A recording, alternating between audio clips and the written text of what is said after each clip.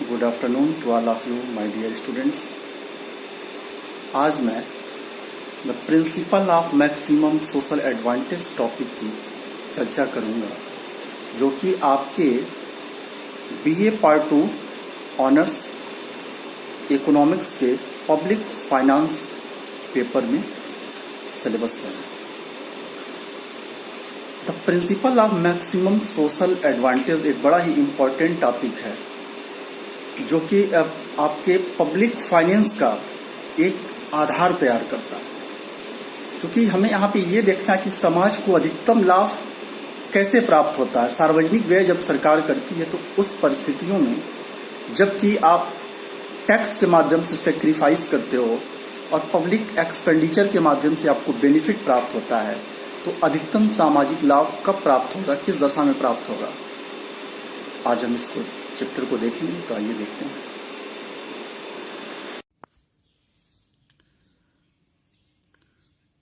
Principal of maximum social advantage public finance का ये बड़ा ही एक इंपॉर्टेंट प्रिंसिपल है। आइए देखते हैं। जो अधिकतम सामाजिक लाभ का सिद्धांत है, इसको सबसे पहले ब्रिटेन के एक बड़े फेमस और रिनाउंड इकोनॉमिस्ट हुए हैं, हर्स्ट डाल्टन। उन्होंने ही इसे इंट्रोड्यूस किया था। और जैसा हम सब लोग जानते हैं कि पब्लिक फाइनेंस का जो सबसे महत्वपूर्ण कार्य होता है वह होता है कि गवर्नमेंट के इनकम और गवर्नमेंट के एक्सपेंडिचर को स्टडी करती है। डाल्टन भी यही बात मानते थे और उन्होंने भी यही कहा कि गवर्नमेंट इनकम और गवर्नमेंट एक्सपेंडिचर जो है ये एक दूसरे के साथ वित्तीय क्रियाओं के माध्यम से एक दूसरे के साथ समायोजन करते हैं।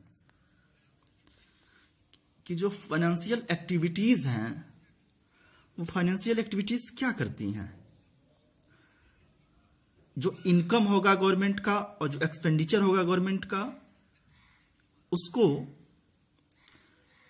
एक दूसरे के साथ एडजस्ट करती हैं। ओके, अब डाल्टन क्या कहते हैं? डाल्टन ने यह भी कहा कि जो बजटरी एक्टिविटीज होती हैं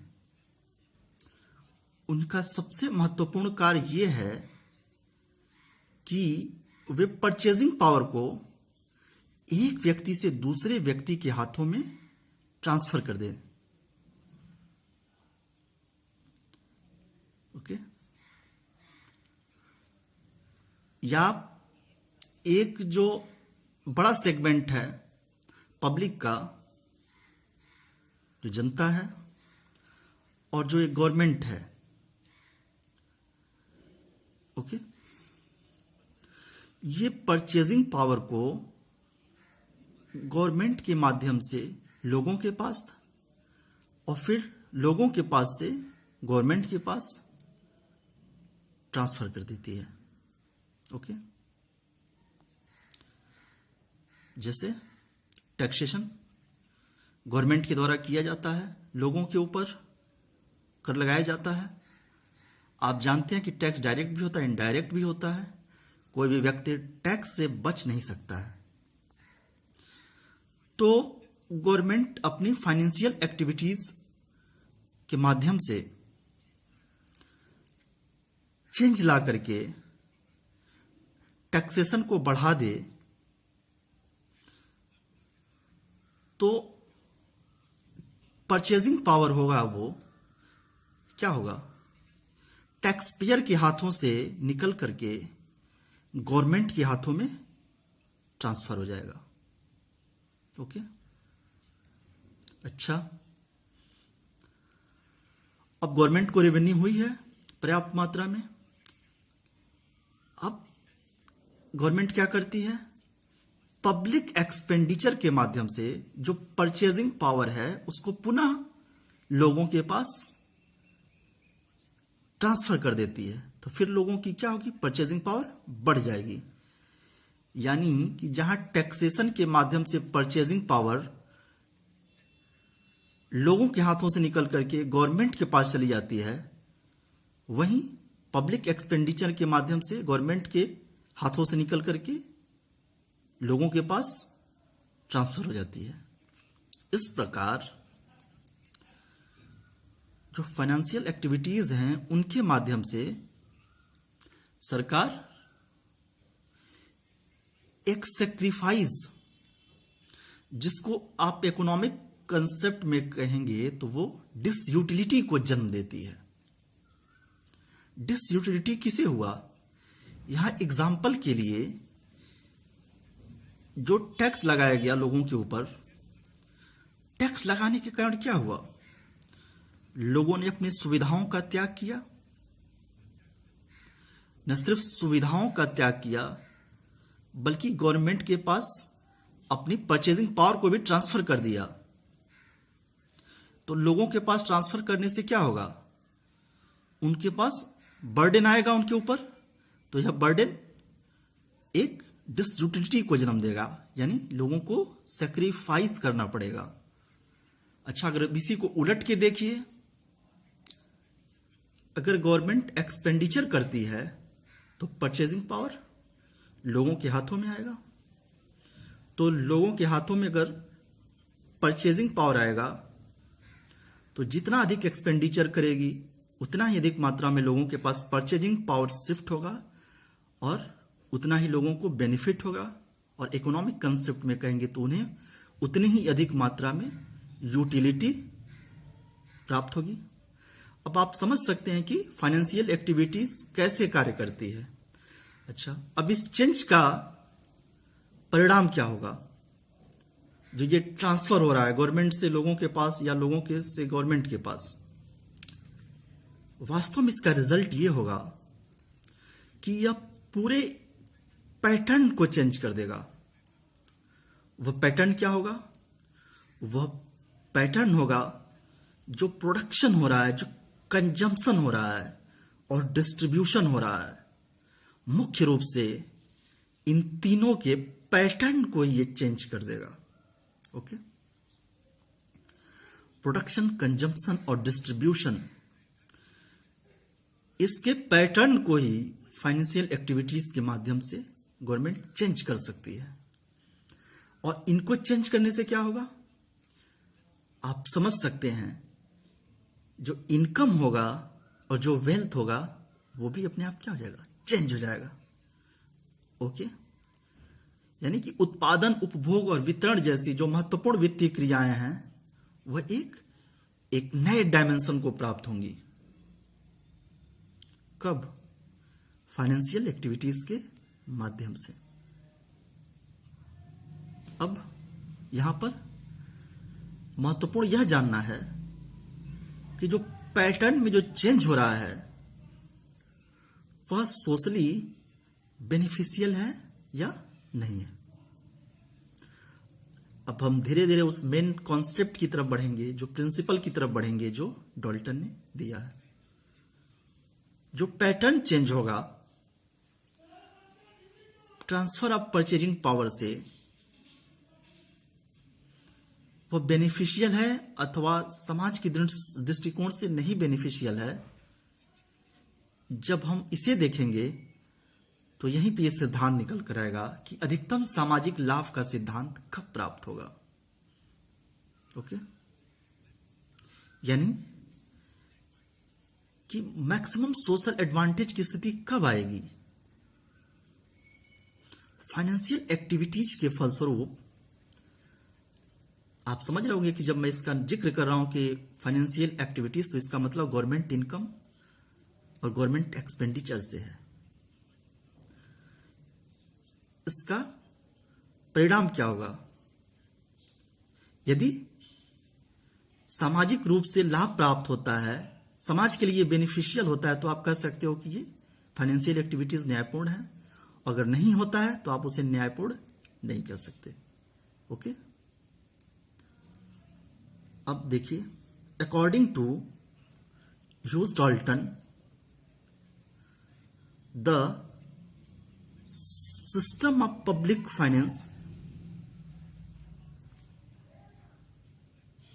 इट्स मैक्सिमम सोशल एडवांटेज को this is the fundamental principle of public finance. तो डाल्टन इसे एक पब्लिक फाइनेंस का आधारभूत सिद्धांत कहते हैं। यहीं पे एक बेस तैयार होता है पब्लिक फाइनेंस का, जिसके ऊपर आप एक बड़ी इमारत पब्लिक फाइनेंस की खड़ी करते हैं। पब्लिक फाइनेंस का जो एक महत्वपूर्ण कार्य है वो लोगों के वेलफेयर को बढ़ाना है। अधिकतम सामाजिक लाभ कब प्राप्त होगा? अधिकतम सामाजिक लाभ का जो ये सिद्धांत होता है, इकोनॉमिक वेलफेयर को बढ़ाने का कार्य करेगा। जब पब्लिक एक्सपेंडिचर और टैक्सेशन को इस प्रकार लगाया जाए कि जिस बिंदु पर पब्लिक एक्सपेंडिचर से होने वाला सोशल बेनिफिट होगा, वह टैक्स के कारण होने वाले डिसयूटिलिटी के बराबर होगा। ओके, जहां पे लाभ प्राप्त हो रहा है लोगों को बेनिफिट के माध्यम से, उसको आप मार्जिनल यूटिलिटी से डिराइव करेंगे। ओके, और टैक्स के माध्यम से जो सेक्रीफाइस हो रहा है उसे आप मार्जिनल डिसयूटिलिटी के माध्यम से डिराइव करेंगे। अर्थात जहां पे marginal utility of expenditure is equal to marginal disutility of sacrifice after imposed of a tax, that will be equal.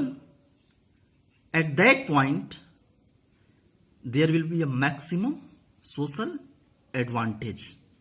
Okay, अब इस सिद्धांत के कुछ बड़े ही महत्वपूर्ण एजम्पशंस हैं, अन्य आर्थिक सिद्धांतों की तरह ही उसे हम देखेंगे। सम एजम्पशंस, आइए कुछ इसकी मान्यताओं को देखते हैं। जिसकी पहली मान्यता है वो ये है, डाल्टन मानता है कि जो टैक्स पेयर होगा, यानी कि जो टैक्सेशन होता है, उसका रिजल्ट क्या होता है? लोगों को सैक्रिफाइस करना पड़ता है, तथा जो पब्लिक एक्सपेंडिचर होता है वो हमेशा ही सोसाइटी के लिए बेनिफिशियल होता है। जब भी टैक्स लगाया जाएगा तो लोगों को सैक्रिफाइस करना ही पड़ेगा। डिसयूटिलिटी से आप इसे डिराइव करोगे, और जब भी गवर्नमेंट एक्सपेंडिचर करेगी तो बेनिफिट होगा सोसाइटी को, और इसे आप मार्जिनल यूटिलिटी से डिराइव करोगे। दूसरा महत्वपूर्ण एजम्पशन क्या है कि taxation is only source of government revenue. Okay, यानी सरकार को जो आय का एकमात्र स्रोत क्या है? वो टैक्सेशन ही है। इसके अलावा कोई दूसरा सोर्स नहीं है। यानी कि गवर्नमेंट रेवेन्यू में केवल टैक्सेशन ही कंट्रीब्यूशन देता है, नॉन टैक्स रेवेन्यू की बात डाल्टन नहीं करता है। ओके, तीसरा महत्वपूर्ण एजम्पशन क्या है कि गवर्नमेंट जो है वो हमेशा बैलेंस्ड बजट बनाती है। ओके, ओनली बैलेंस्ड बजट, ना ही सरप्लस और ना ही डेफिसिट बजट। ठीक है, और चौथा बड़ा ही जो इंपॉर्टेंट एजम्पशन है वो क्या है कि जो सार्वजनिक व्यय होगा, पब्लिक एक्सपेंडिचर होगा, उसके कारण लोगों को जो लाभ प्राप्त होगा वो डिमिनिशिंग मार्जिनल सोशल बेनिफिट होगा, और जो टैक्सेशन से लोगों को त्याग करना पड़ रहा है उसका सीमांत दर क्या होगा? वो इंक्रीजिंग मार्जिनल सोशल सेक्रीफाइस होगा। यानी कि public expenditure is subject of diminishing marginal social benefit and taxation is subject of increasing marginal social sacrifice. Okay, चारों जंक्शन आप एक बार पुनः आपको रिकैपिचुलेट कराना चाहता हूं कि टैक्स के माध्यम से लोगों को सेक्रीफाइस करना पड़ता है, वहीं पब्लिक एक्सपेंडिचर के माध्यम से लोगों को बेनिफिट प्राप्त होता है। टैक्सेशन ही सरकार की आय का एकमात्र स्रोत है। गवर्नमेंट हमेशा बैलेंस्ड बजट बनाती है और पब्लिक एक्सपेंडिचर के कारण लोगों को जो बेनिफिट होता है वो क्या होगा, हर एक अतिरिक्त इकाई के साथ घटता हुआ होगा जो बेनिफिट प्राप्त होगा, और टैक्सेशन के कारण जो त्याग होगा वो हर एक अतिरिक्त इकाई के कारण वो त्याग बढ़ते हुए दिशा में होगा। इंक्रीजिंग मार्जिनल सोशल सेक्रीफाइस होगा। क्यों होगा, इसे हम अभी थोड़ा और विस्तार से देख रहे हैं। ओके, दूसरी मान्यता क्या है कि tax is only source of government revenue, यानी कि केवल टैक्स ही गवर्नमेंट के रेवेन्यू में कंट्रीब्यूशन देता है। नॉन टैक्स रेवेन्यू की बात डाल्टन नहीं कर रहा है। तीसरा जंक्शन क्या है कि गवर्नमेंट हमेशा बैलेंस्ड बजट बनाती है, ना ही सरप्लस और ना ही डेफिसिट का बजट बनाती है, केवल बैलेंस्ड बजट बनाती है। और चौथा जो बड़ा ही महत्वपूर्ण मान्यता है वो ये है कि पब्लिक एक्सपेंडिचर के मामले में डिमिनिशिंग मार्जिनल सोशल बेनिफिट का नियम लागू होगा और टैक्स के मामले में इंक्रीजिंग मार्जिनल सोशल सेक्रीफाइस का नियम लागू होगा। अब हम इसको विस्तार से देखेंगे कि मार्जिनल सोशल सेक्रीफाइस क्या होता है। मार्जिनल सोशल सेक्रीफाइस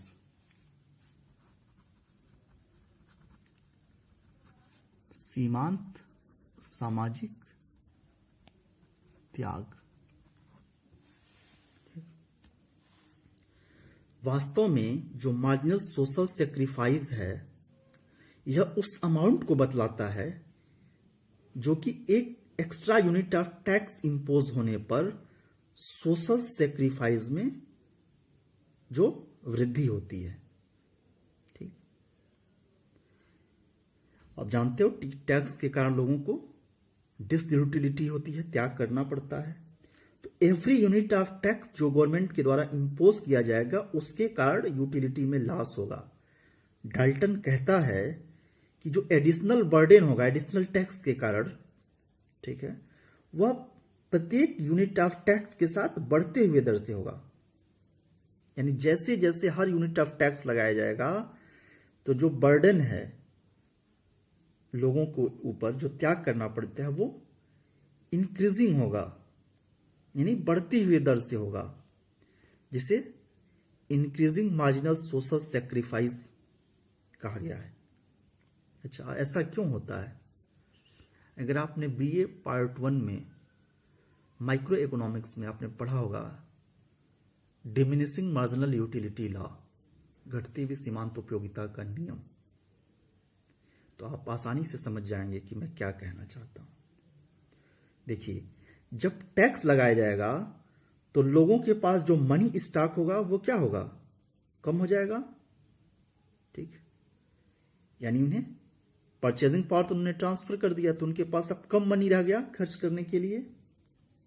तो ऐसी स्थिति में जब उनके पास कम मुद्रा रह जाएगी तो उस मुद्रा का उपयोगिता क्या होगा, बढ़ जाएगा। ठीक, क्योंकि उनके पास कम ही मुद्रा है। तो जो मनी जो लोगों के पास अब रह जाएगा टैक्स के बाद वो क्या होगा, वो और अधिक उनके लिए कीमती हो जाएगा। इसके कारण उनकी जो मार्जिनल यूटिलिटी ऑफ मनी होगी वो अपने आप क्या होगा, बढ़ता जाएगा। तो इस प्रकार प्रत्येक अतिरिक्त इकाई का जो टैक्स लगाया जाएगा उसको समाज के ऊपर उसका क्या प्रभाव पड़ेगा, एक बहुत बड़ा इंपैक्ट होगा। क्यों? क्योंकि मार्जिनल सोशल सेक्रीफाइस बढ़ते हुए दर के साथ आगे जाएगा। आइए इसे हम एक डायग्राम के माध्यम से मार्जिनल सोशल सेक्रीफाइस को समझते हैं।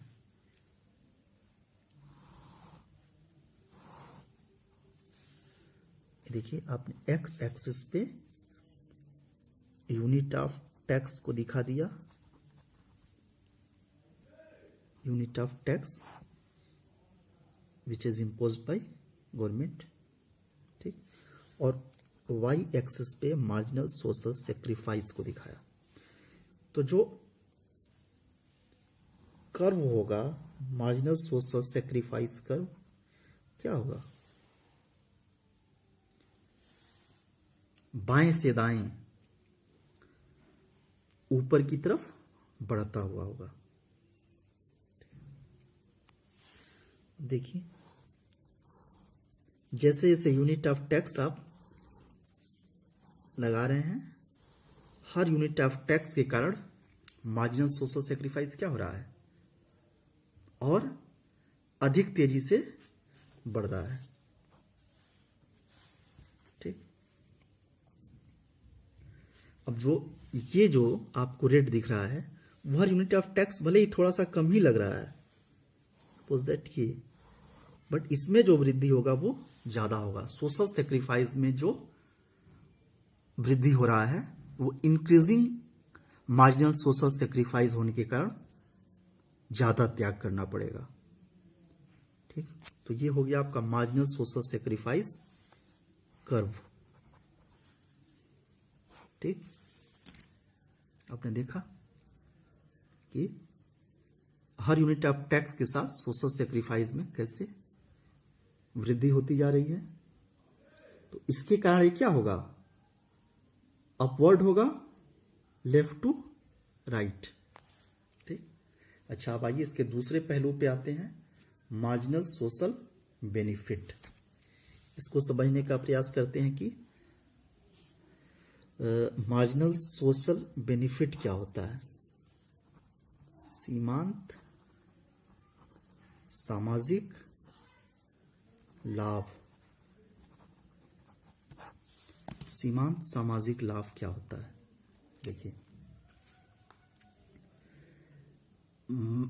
मैक्सिमम सोशल बेनिफिट कब होगा, जब पब्लिक एक्सपेंडिचर होगा, ठीक। जब टैक्सेशन होता है तो लोगों को त्याग करना पड़ता है, और जब सरकारें एक्सपेंडिचर करती हैं सामाजिक कार्यों के लिए, लोगों के वेलफेयर को बढ़ाने का काम करती हैं, तो लोगों तक लाभ पहुंचता है। वास्तव में पब्लिक एक्सपेंडिचर की एक जो एक्स्ट्रा यूनिट खर्च की जा रही है गवर्नमेंट के द्वारा, उसके कारण समाज को जो लाभ प्राप्त होता है, या यूं कहें दूसरे शब्दों में कि समाज के कल्याण में जो वृद्धि होती है उसे मार्जिनल सोशल बेनिफिट कहते हैं, ठीक। जिस प्रकार डिमिनिशिंग मार्जिनल यूटिलिटी लॉ लागू होता है, जिसमें कि वस्तु की इकाइयों का आप जैसे जैसे उपभोग बढ़ाते जाते हो उससे प्राप्त होने वाली उपयोगिता क्या होती है, घटती जाती है। तो उसी प्रकार प्रत्येक एडिशनल यूनिट ऑफ जो एक्सपेंडिचर होगा उसके कारण लोगों को जो लाभ प्राप्त हो रहा है वो क्या होगा, घटते हुए दर से प्राप्त होगा, ठीक। यानी जैसे जैसे गवर्नमेंट एक्सपेंडिचर को अपने बढ़ाती जाती है तो वो उसका जो लाभ प्राप्त होता है वो पहले अधिक होता है, फिर धीरे धीरे कम होता जाता है। इसीलिए डिमिनिशिंग मार्जिनल सोशल बेनिफिट की बात कही गई है। आप जानते हैं कि गवर्नमेंट पहले किस चीज को खर्च करती है, कहां पे, जो मोस्ट इसेंशियल नेसेसिटीज होती हैं लोगों की, समाज की, वहां पे गवर्नमेंट खर्च करती है। मोस्ट इसेंशियल नेसेसिटी में जो इंफ्रास्ट्रक्चर की आप जब बात करते हो, बिजली, पानी, सड़क, जिसके बिना आपका जीवन नहीं चल सकता है, पहले गवर्नमेंट उसको खर्च करती है, वहां पे अपना बजट एलोकेट करती है। फिर उसके बाद उससे लेस इसेंशियल चीजों पे खर्च करती है। तो ये मार्जिनल सोशल बेनिफिट आप समझ गए होंगे कि क्या होता है। तो जो मार्जिनल सोशल बेनिफिट कर्व होगा वो कैसा होगा, वो मार्जिनल सोशल सेक्रीफाइस जो कर्व था ठीक उसके उलट होगा।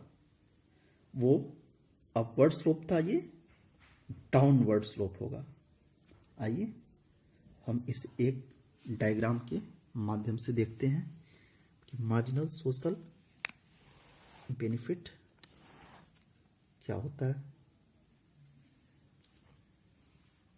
ये एक्स एक्सिस पे आप दिखा देंगे यूनिट ऑफ पब्लिक एक्सपेंडिचर, ठीक। और यहां पे वाई एक्सिस पे मार्जिनल सोशल बेनिफिट। अब ये कर्व कैसा होगा? ये डाउनवर्ड स्लोप का होगा, मार्जिनल सोशल बेनिफिट कर्व। यानी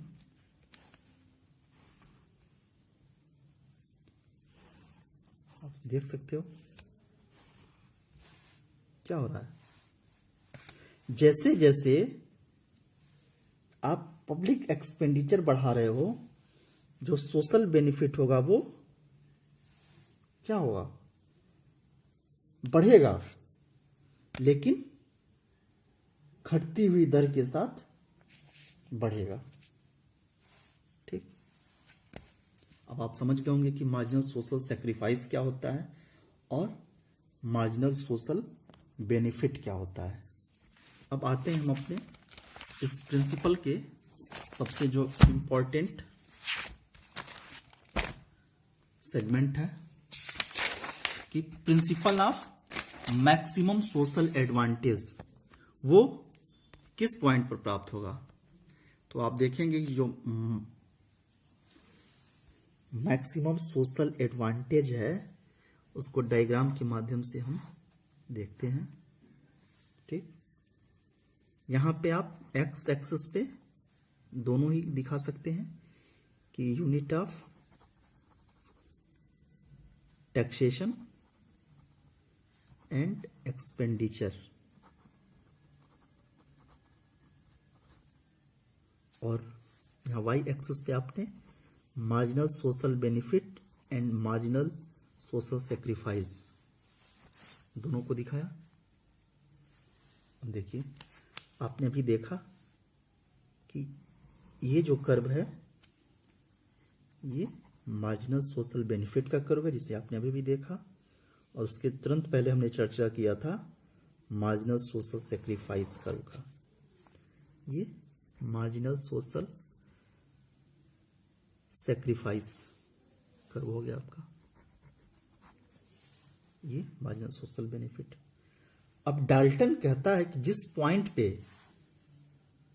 marginal social benefit curve marginal social sacrifice curve को कट करता है, इंटरसेक्ट करता है, वही पॉइंट जो होगा वो मैक्सिमम सोशल एडवांटेज का पॉइंट होगा, ठीक। सपोज दैट यहां गवर्नमेंट के द्वारा लगाया गया टैक्सेशन और एक्सपेंडिचर वो OQ है, ठीक। यहां पे तो इस अवस्था में OR जो होगा वो क्या है? मार्जिनल सोशल बेनिफिट भी है, ठीक, और वही मार्जिनल सोशल सेक्रीफाइस है। यानी जहां पे marginal social benefit marginal social sacrifice के बराबर होगा वही वो पॉइंट है जहां पर समाज को मैक्सिमम एडवांटेज मिलेगा, अधिकतम सामाजिक कल्याण इसी बिंदु पर हो रहा है, ठीक है। यही हमारा वो अभिष्ट बिंदु है जिसे हमें प्राप्त करना था, ठीक। अब देखिए अगर एग्जाम्पल के लिए हम यहां पर एक कोई पॉइंट लेते हैं P1 OQN टैक्स लगाते हैं, यहां मान लीजिए ये S1 हो गया, ठीक। अब देखिए इस पॉइंट पे आपको क्या दिख रहा है? यहां पे OQN अमाउंट जब टैक्सेशन और एक्सपेंडिचर का है तो इस अवस्था में जो मार्जिनल सोशल बेनिफिट है वो कितना है? Marginal social benefit P1 Q1 है, यानी कि ये जो डिस्टेंस आप देख रहे हो P1 टू Q1, ये टोटल क्या है, मार्जिनल सोशल बेनिफिट है। और जो सेक्रीफाइस है वो कितना है, S1 Q1, यानी कि सेक्रीफाइस क्या है, लेस है देन बेनिफिट से। तो यहां पे गवर्नमेंट क्या करेगी, गवर्नमेंट को पता है कि लाभ ज्यादा पहुंच रहा है, उस अनुपात में, उस रेशियो में लोग सेक्रीफाइस नहीं कर रहे हैं, तो टैक्स को बढ़ा देगी, ठीक है, और अधिक टैक्स इंपोज करेगी। और टैक्स को इंपोज करेगी तो जाहिर बात है कि गवर्नमेंट के पास अधिक रेवेन्यू होगा, गवर्नमेंट अधिक एक्सपेंडिचर करेगी। इसके कारण जो ये तब तक होता रहेगा जब तक ये OQ बिंदु तक शिफ्ट नहीं हो जाता है। और इस दशा में आप देख रहे हो कि अधिकतम सामाजिक कल्याण प्राप्त होता है जब सोशल सेक्रीफाइस और सोशल बेनिफिट दोनों PQ हैं, एक दूसरे के बराबर हैं। अच्छा, एग्जाम्पल के लिए अगर आप इसके आगे कोई एक पॉइंट आप ले लेते हो तो वहां पे देखो क्या स्थिति होती है। सपोज दैट यहां आपने P2 पॉइंट लिया और ये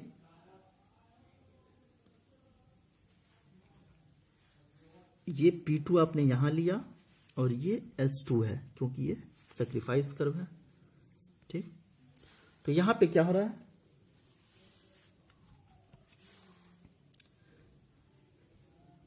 और जो अमाउंट है वो OQ2 है। तो इस दशा में जब OQ2 टैक्सेशन और एक्सपेंडिचर होता है, इस दशा में आप देखते हो कि जो सोशल बेनिफिट है, मार्जिनल सोशल बेनिफिट, वो कितना है, marginal social benefit is equal to, यहां आप देखो इस कर्व में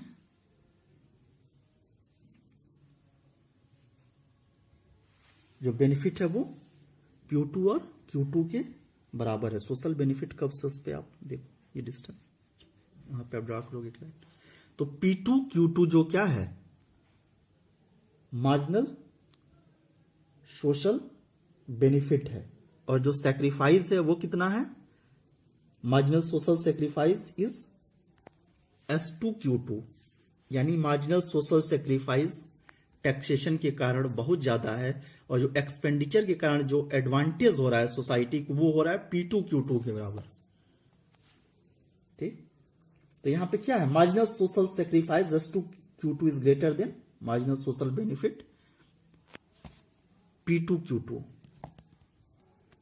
तो इस दशा में गवर्नमेंट क्या करेगी, टैक्स रिड्यूस करेगी, और टैक्स रिड्यूस करोगी तो उसके रिजल्ट के रूप में गवर्नमेंट एक्सपेंडिचर भी कम होगा।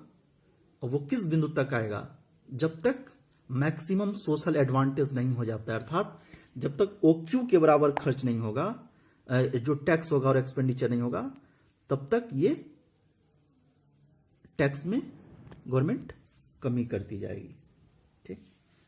तो इस प्रकार आप देखते हो कि डाल्टन ने एक डायग्राम के माध्यम से मार्जिनल सोशल बेनिफिट और मार्जिनल सोशल सैक्रिफाइस के माध्यम से यह बताया कि मैक्सिमम सोशल एडवांटेज कब होता है और कैसे प्राप्त होता है और किस बिंदु पर होगा, ठीक।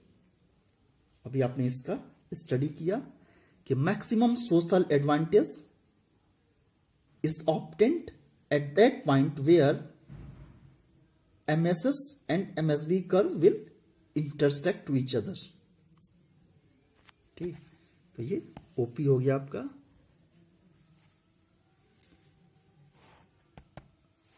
टैक्स और एक्सपेंडिचर का क्वांटिटी, और यहां पे OR या PQ जो हो गया वो हो गया आपका मार्जिनल सोशल बेनिफिट या मार्जिनल सोशल सैक्रिफाइस, ठीक है दोस्तों। तो उम्मीद करता हूं कि आपने आज principal of maximum social advantage के इस कॉन्सेप्ट को अच्छी तरह समझ लिया होगा। बहुत बहुत धन्यवाद।